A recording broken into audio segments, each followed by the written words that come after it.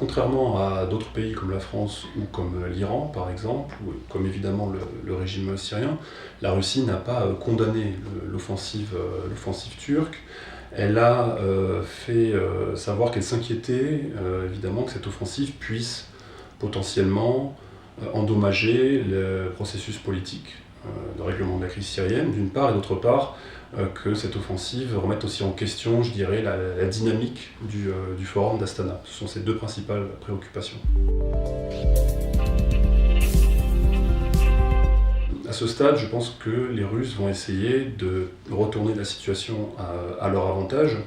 Je pense que d'une part, ils se retrouvent une fois de plus en position de médiateur. C'est une position qui leur a été, je dirais, conférée dans la région dans différents contextes.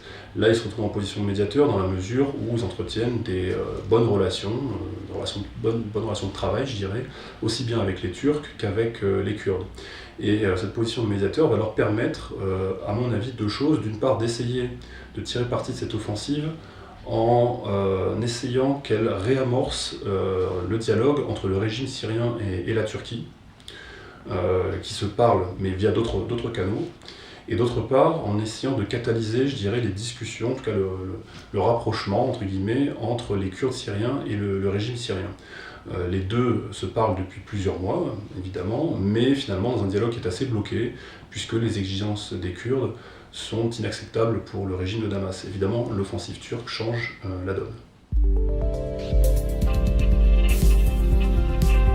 Lorsqu'on a entendu et vu ce qui s'est passé à Brégançon, on peut dire que le dossier syrien ne faisait pas partie de ceux qui présentaient le plus gros potentiel, je dirais, pour un rapprochement, pour un travail de concert.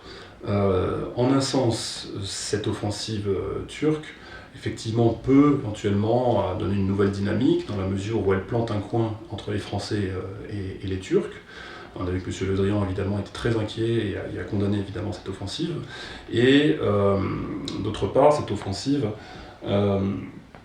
risque aussi de créer, de faciliter une sorte de résurgence de l'État islamique dans la partie orientale de la Syrie.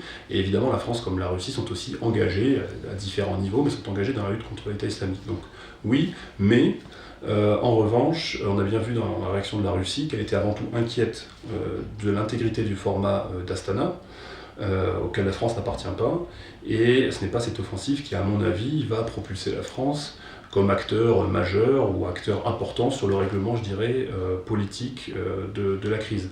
La France reste un acteur marginal à ce niveau-là, et la Russie continue de valoriser beaucoup plus les contacts qu'elle a avec les Turcs et les Iraniens pour tenter de trouver une issue à ce conflit.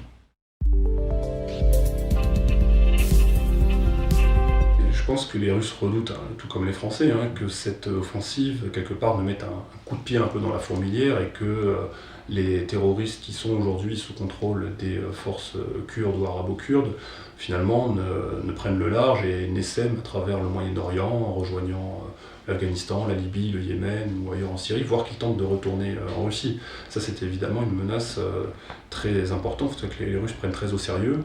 Et effectivement, ça c'est quelque chose qu'il faudra, à mon avis, surveiller et qui peut créer en tout cas des convergences de vues plus fortes avec les Français, puisque les Français aussi sont très préoccupés par le sort des djihadistes, notamment des djihadistes qui pourraient se retrouver dans la nature suite à cette offensive.